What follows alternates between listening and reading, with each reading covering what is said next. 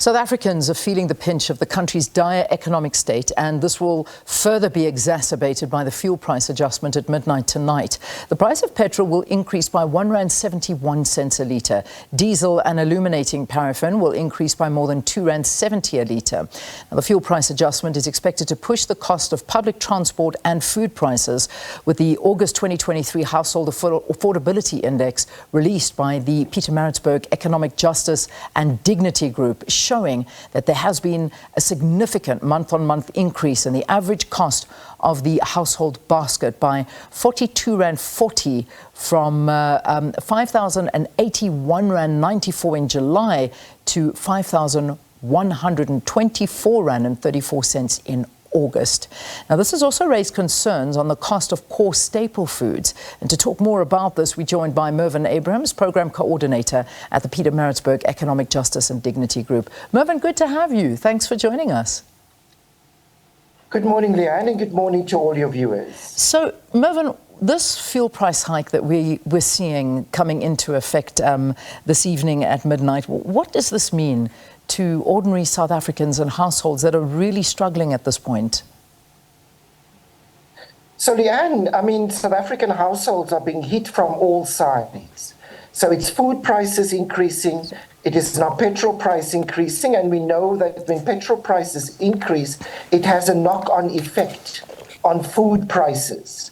And we see an increase in food prices very often, particularly fresh vegetables, within about a month after there has been petrol increase. In addition to electricity price increases and taxi fare increases. So we've been knocked from all sides, and the food prices are just not coming down sufficiently in order to meet the needs of most South African households. The basket of food, as you've mentioned, which is 44 basic foods, which includes things like rice and maize meal and bread and a little bit of chicken, etc., that now exceeds the national minimum wage, which is almost in the region of about 4,500 to 4,700. So it does mean that South Africans are not able to put enough food on the table and not able to provide the kind of basic necessities that each household requires. And it's a big worry. It is a big worry for South Africans because, these are like you talk about, basic food groups. And now what we're seeing this evening, the price of illuminating paraffin going up, around R3.70 a litre, with some poor households relying on paraffin to cook and for heat. And as the Pietermaritzburg Economic Justice Group and Dignity Group, basically, what do you sort of say about this? Or are you having conversations with government to highlight this? Unfortunately, Leanne, we have not yet been able to have sufficient contact with government. With other kind of parastatals, we are seeing a level of understanding. So when we're looking at, for instance, Statistics South Africa just 2 weeks ago had issued new poverty lines, and they've increased the poverty line, which is an indicator of what South Africans need. So for instance, they've moved the food poverty line from 663 to something in the region of about 763 Rand. So there is a recognition that it now costs more in order to keep sufficient food on the table. But it is really a very complex situation. We also know that the Competition Commission is also looking at the possibility of price gouging in the industry. So some things are being done, but there are also other factors outside of our control. So, for instance, fuel prices is really outside of South Africa's control, except that government could possibly be looking at lowering the level of taxation on fuel prices, because about half the amount we spend at the petrol pump actually are taxes. So we would need to begin to look at other innovative ways in order to bring down prices, because unfortunately we can't. When petrol prices globally increase, then of course there is a knock-on effect for South Africa.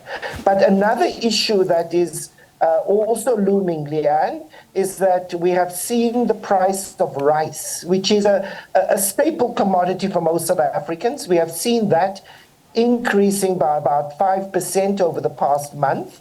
We know that India has banned the export of rice, which means that the rice prices will increase globally, and that will have a knock-on effect on the South African shelves. So the situation is quite dire, and we actually need government to come on board in order to increase income support for most South Africans, particularly those on social grants. Yeah, you know, I was having a conversation with somebody who was telling me that, you know, they've seen the amount of tins of I think it's of pilchards that have been skyrocketing, because just that, you know, provides a meal for so many people in a household. You know, that is what people are turning to and can afford, and they're able to sort of let it spread per se to a lot more people. But this is the reality of South African households, and perhaps we can delve a little bit deeper into this food basket, because, you know, when we look at the items, and I mean, you're talking about core basic products that are costing a lot more than previously. I mean, going up to 5,124 Rand in August, as opposed to what it was in July, which was at 5,081 Rand. I mean, you know, it sounds a little to those that have a lot, but those that don't have anything, that is a lot of money and a big increase. How are South Africans surviving? I mean, I suppose that's the question I need to ask you, with a basket at that price. So essentially, I mean, if we really, when we look at this basket, we really have to compare it to wages. Because most South Africans purchase our food, we access our food at the supermarket. So it really is dependent on how much money we have in our pockets. And when we see a basket that is 5,000, which is way above a national minimum wage, and we know that about 60% of South Africans earn at that level, then we begin to see the difficulty in households. So what households tell us how they survive is, in fact, they cut back on their consumption.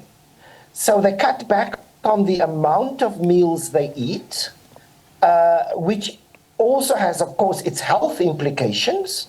And socio-development implications, but also households are getting deeper and deeper into debt in order to put sufficient food on the table. So we speak to women in townships, and they tell us that they depend either on the child support grant or the old age pension, and midway through the month, all food runs out. They then have to go to somebody to take out a loan. The first thing they have to do when they get their social grant is to pay back that loan, because later on in the month, they're going to have to go back to that person to get another loan. So low-income South Africans are trapped in debt traps, in addition to cutting back on the amount and the quality of the food that they eat. And this has major implications for South Africa in terms of skyrocketing non-communicable diseases, which will put great pressure on our health sector. It also impacts on our education outcomes and on our economic productivity levels.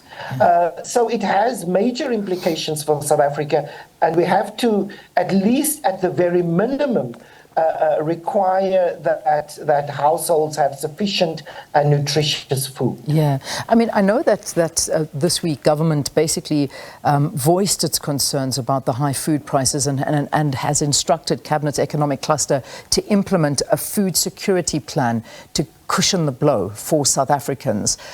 What could they possibly do? I wonder what government can do to actually help at this point.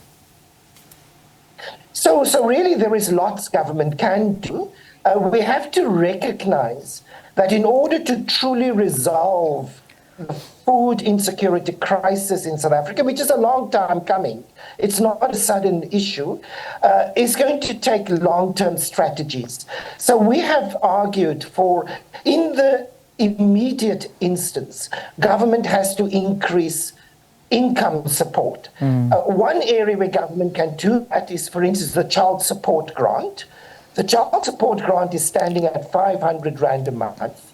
The food poverty line is at 763 rand.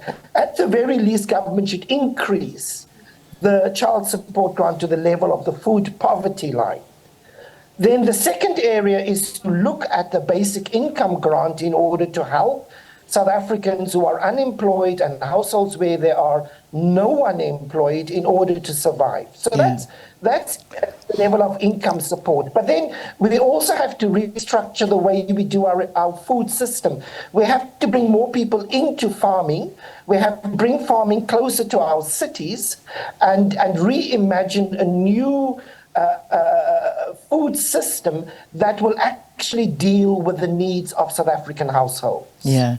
You know, Mervyn, as much as I hear you about increasing grants and all of that, but, you know, the reality is that, you know, South Africans are becoming more and more dependent on grants and what is the return on investment? And that's what we have to keep on asking ourselves. We can keep on giving and increasing these grants, which is, you know, at the expense of the taxpayer and, of course, of government. But the reality is that in an environment where an economy is not growing and not producing jobs, because you can keep giving, but the more you give, the more expensive things give. The reality is that you're stuck in a cycle, and that is a huge problem. But without jobs and the prospects of jobs coming into this market and the government and people working together to create jobs, this is never going to be solved, because people cannot be living on handouts the whole time. And that, unfortunately, is where we are right now. South Africans are depending on handouts to get by. So exactly, I fully agree with you, Leanne. We are at a situation, at a stage where most South Africans have become dependent on the state for income, and that is not sustainable. But the only way to get out of that cycle is, in fact, to create jobs. Now, the jobs are not coming. Government is not creating the policy frameworks, are not bringing in efficient investment. So until such time as we can deal with the unemployment problem, we are going to, in a sense, keep people alive. Yeah. And the social security net is, in fact, just about keeping people alive. But we must also not forget, Leanne, that every rand that government gives in social grants, government gets back 15 rand of that 100 rand. So, and that 100 rand is spent in the economy. It keeps the retail sector going, and it keeps jobs going in the retail sector.